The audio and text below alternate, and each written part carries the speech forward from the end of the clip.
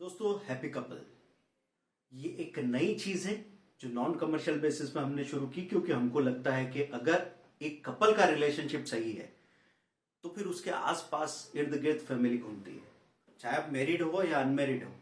लेकिन एक कपल की एनर्जी अगर गलत तरीके से काम कर रही है तो फिर वो फैमिली और सोसाइटी सबको बर्बाद कर सकती है। और ये बेहतर बनाया जा सकता है। बहुत सारे कपल है जो बहुत प्यार से रहते हैं, अच्छे आइडियल कपल है, लेकिन और बेहतर हो सकते हैं, इसकी संभावना तो हमेशा बनी रहती है दोस्तों। तो मैं यहाँ पे खास तौर पे बात करना चाहता हूँ कि क्या क्या खास बातें हैं जो जिन पे हम बात करें, क्योंकि अगर प्रॉब्लम ही नहीं समझ में आ रहा है, कोई कमी है ऐसे ही पता नहीं लग रहा है, तो उसमें सुधार की बात तो खत्म ही हो जाएगी। तो क्या खास बात है जो एक कपल को सही बनाती है? सबसे पहले समझ या एक्सेप्टेंस, अंडरस्टैंडिंग और एक्सेप्टेंस।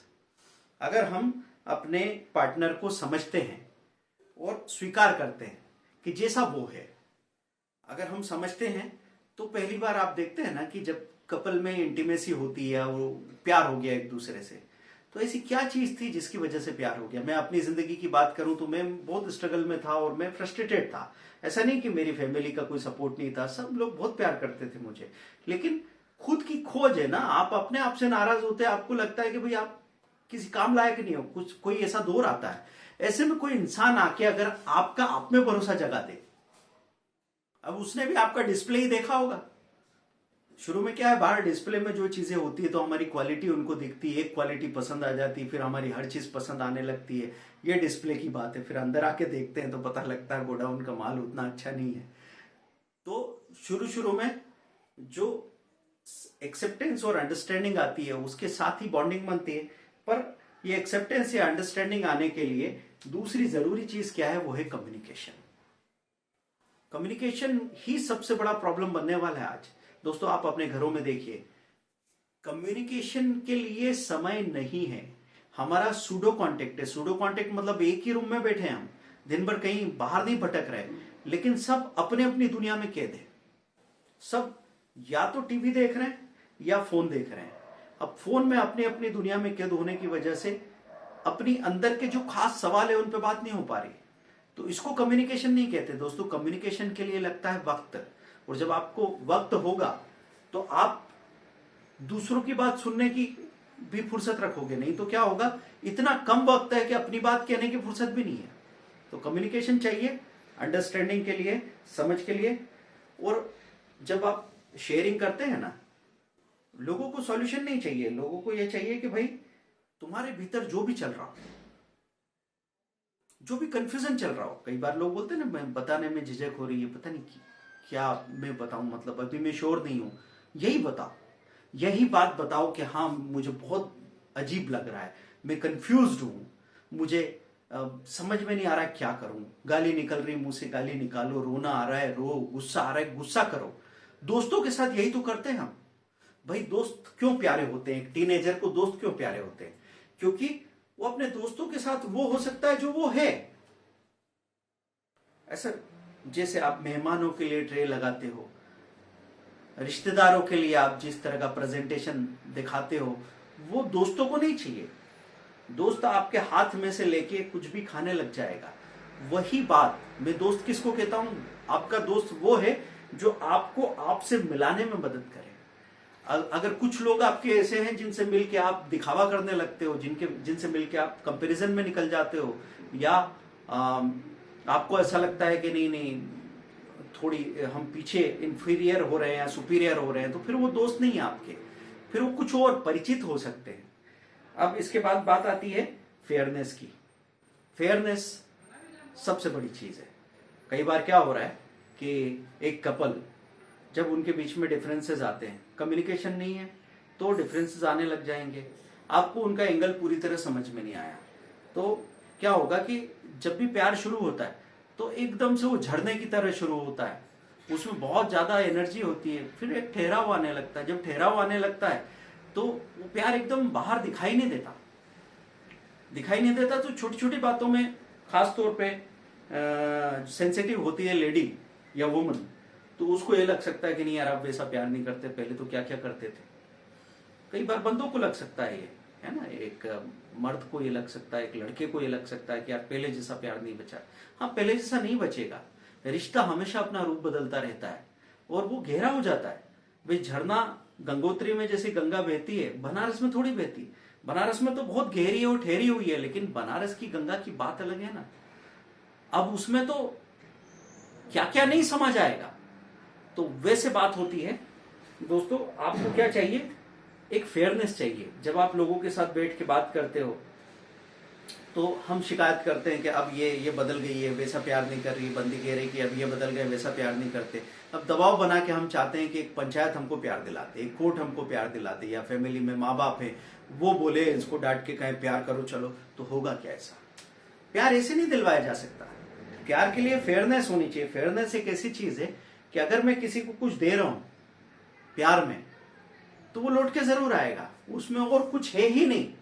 ये थोड़ा साइंटिफिक तरीका है। अगर मैंने कुछ दिया है तो सामने वाला मुझे वापस देगा ही देगा, ये होगा ही होगा। हाँ, जैसे मैंने सोचा है वो दिमाग में एक फ्रेम बना के रखी है। तो मर्द की और औरत की लव लैंग्वेजेस अलग अलग होती है। मर्द अपना प्यार अलग तरीके से जताता है, औरत अपना प्यार अलग तरीके से जताती है। अब कई बार मैंने ऐसा देखा है हस्बैंड वाइफ में कि जब बच्चे हो जाते हैं तो औरत बोलती कि आप बच्चे को ऐसे ऐसे प्यार करो, इसका बर्थडे ऐसे मनाओ, इसको ऐसे सुलाओ, इसके लिए ऐसा करो। अब मर्द ऐसे प्यार नहीं करता। आप कैसे बता सकते हो दो लोगों को आपस में वो प्यार कैसे करेंगे? आप वो लैंग्वेज तय नहीं कर सकते ना। तो जो लोग गहरे होते हैं वो समझ पाते हैं कि इनका प्यार का तरीका ऐसा है। जैसे मैंने कहा ना, इंडिया में पहले कभी आई लव यू नहीं बोलते थे, गिफ्ट भी नहीं देते थे, लेकिन प्यार इतना ज्यादा गहरा था कि कभी सवाल ही नहीं खड़ा होता था कि मुझे प्यार करते हैं कि नहीं करते हैं। एक दूसरे के बगैर जी नहीं सकते थे लोग, कोई रास्ता ही नहीं था। तो उन बातों को समझने की जरूरत है दोस्तों। टाइम तो बदल गया है, लेकिन इन बातों पे बात करना बहुत जरूरी है। उसके बाद आता है पैसा, मनी, हेल्थ एंड फूड। घर में आपको एक तो पैसे का मैनेजमेंट सही ढंग से करना पड़ेगा। कई बार पैसों की वजह से बहुत ज्यादा तनाव आ रहा है, तो अगर आपका पैसों पे पकड़, कमाने पे पकड़ और दूसरा खर्च करने पे पकड़। कमाने की पकड़ इसलिए नहीं है कि हम टाइम किल करते रहते, हम कुछ कंस्ट्रक्टिव या क्रिएटिव नहीं करते, हम टाइम पास कर, हम ओवर सोशलाइज कर रखा है। लोगों के पास जाते हैं, रोज रोज एक जैसी खाना खिलाना चल रहा है, कोई नया आइडिया आ नहीं रहा है, और वहां पे सब लोग मीडियोकर अप्रोच लेके चल रहे हैं। तो 100 लोगों में कुछ भी नया करने जाता है कोई, तो उसको प्रेशर इस बात का है कि बाकी लोग देख रहे हैं, तो ये क्या कहेंगे अगर मैं फेल हो गया, तो इस चक्कर में वो कुछ कर ही नहीं पाते। तो ओवर सोशलाइज नहीं करना है। देखिए, दो चीजें होती है, एक होती है एक्सटेंडेड फैमिली, एक होता है सोशलाइज करना।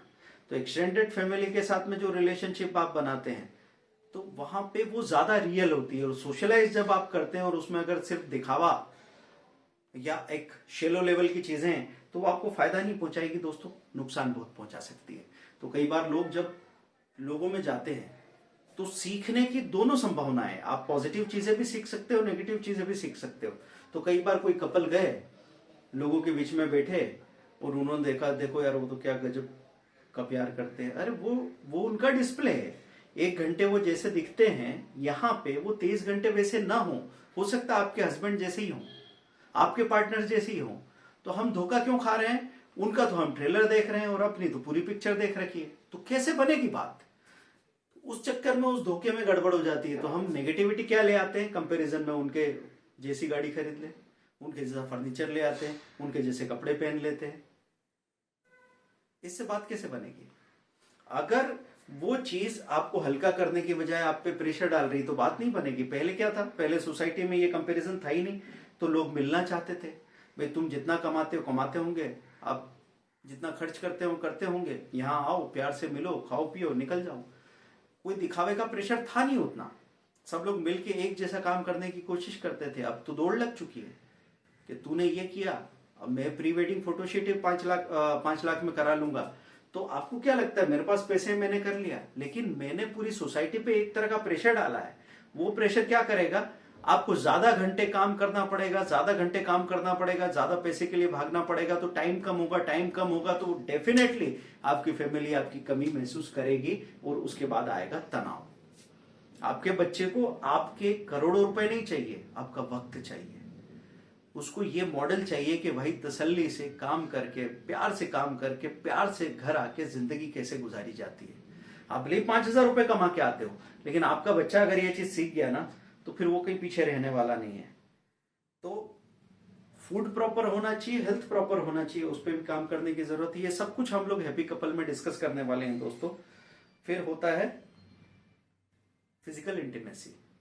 फिजिकल इंटीमेसी मतलब कई बार लोगों को ऐसा लगा कि अब ठीक है, हम ज्यादा करीब नहीं आ पाते। जरूरी है दोस्तों।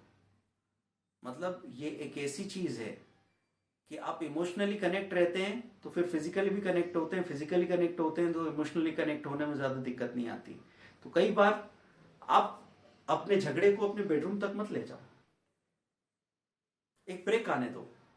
कई बार मेरा झगड़ा हो जाता है मेरी बीवी से, बोले यार दिमाग खराब हो रहा है। मैंने कहा चलो ठीक है, कल सुबह 10 बजे लड़ते हैं, अभी जाने दे। और सच में ये चीज काम करती है। और एक फॉर्मूला बनाया है कि अगर आप अलग ही होने वाले हो, जिंदगी भर के लिए शक्ल नहीं देखोगे तो अब तो ठीक है, लेकिन अगर आप 4 घंटे बाद मानने वाले हो तो 4 घंटे बर्बाद मत करो, 40 मिनट में मान जाओ। 40 मिनट में हम ये मान जाए कि इंपल्स आया था, जो भी हम मुंह से बकवास कर दिया उसका कोई मतलब नहीं था। मुंह से बकवास तो हम उनके सामने ही ज्यादा करते हैं जिनसे हम बहुत ज्यादा प्यार करते हैं, क्योंकि वो हमारे गर्भगृह में होते हैं। तो वहां जब हलचल होती है तो पता नहीं क्या तूफान आते हैं, आपके मुंह से क्या निकलता है। तो अगर शब्दों पे ही लेके बैठे तो शब्द तो हर तरह के निकले हैं, लेकिन हम अगर हंसना चाहते हैं तो वो 50 अच्छे शब्द याद कर लेंगे, अगर हम रोना चाहते हैं, कल्पना चाहते हैं तो 50 बुरे शब्द याद कर लेंगे। तो दोस्तों physical intimacy it's a very important thing. और इसमें बाकी सारे लोगों के एक्सपीरियंसेस भी पे भी बात करेंगे कि कब कब ऐसा हो गया था कि इंटीमेसी खत्म नहीं हुई थी और कब वो इंटीमेसी वापस लौट के आई, कैसे हो सकता है। फिर आता है पर्सनल स्पेस। देखिए हम जोड़ियों में पैदा नहीं हुए, ये यश चोपड़ा की फिल्म नहीं चल रही यहाँ पे। हम सब लोग आइलैंड की तरह हैं। तो अगर एक इंसान को अपना एक स्पेस मिले जिसमें वो जैसे पड़ा रहना चाहता हो, जो करना चाहता हो, उस पर सवाल नहीं होना चाहिए। वो पर्सनल स्पेस और ग्रोथ, मतलब एक पति कितना भी पैसा कमा ले तो उसके पत्नी और बच्चों को उसका गौरव महसूस नहीं होगा, उसका सेटिस्फेक्शन वैसे नहीं आएगा जैसा पति को आया, क्योंकि उसका अनुभव पति को, हस्बैंड को मिला है। ऐसे एक बीवी अगर बहुत सारा पैसा कमा ले और पति और बच्चे नहीं कर पाए तो भी बात वही होने वाली है। तो ग्रोथ होनी चाहिए साथ साथ, और उस ग्रोथ में अगर ईमानदारी से हम सपोर्ट कर रहे हैं तो फिर आप ऐसे साथी बनने वाले हैं जिसको छोड़ा नहीं जा सकता। नहीं तो इंडिया में बात क्या है कि कपल्स की हालत इतनी खराब रहती है कि वो जो मेहमान आते हैं ना, या कोई घर में रहने आ जाता है, उसकी वजह से प्यार उभर के सामने आता है कि अभी 10 लोग आए, उनका आपने डिनर विनर बनाया, तब आपको लगा कि अरे क्या मेहनत करती है, इसकी वजह से देखो कितना कुछ हो रहा है। जैसे ही वो जाएंगे फिर आप वही सन्नाटे में आ जाओगे, क्योंकि आपके पास कोई शेयरिंग, कोई कम्युनिकेशन, कोई पर्पज कुछ नहीं है। लर्निंग अलोंग, साथ में सीखना, और सीखना इसलिए क्योंकि कनेक्ट होना है। सीखना इसलिए नहीं कि आप कुछ सीखना चाहते हो, हम साथ में कुछ करना चाहते हैं और साथ में सीखते सीखते बूढ़े हो जाएंगे। वो बात हम सीखना चाह रहे हैं दोस्तों।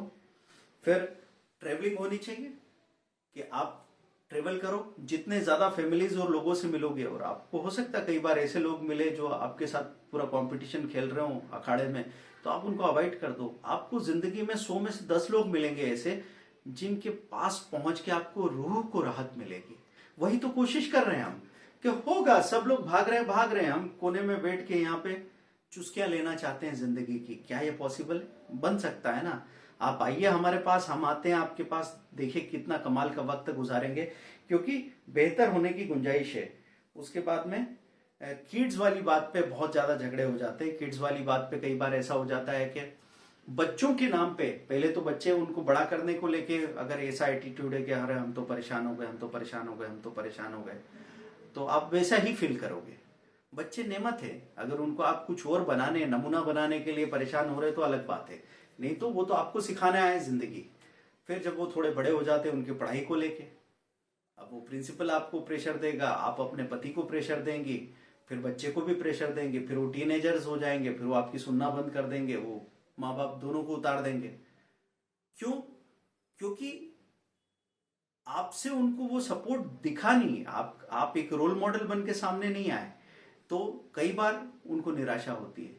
कई बार ऐसा होता है हम बच्चों को डरा के और अभी ऐसे चुप रख लेते हैं, लेकिन जब उनका मौका आएगा ना, जैसे अगर आप अपने बच्चे को अभी डरना सिखा रहे हैं तो आज माँ डरा रही है, कल जब वो डरने की आदत, दबने की आदत तो है उसकी, कल को उसकी बीवी आएगी, वो दबा लेगी, वो डरा देगी, फिर माँ कहेगी अरे ये क्या हो गया।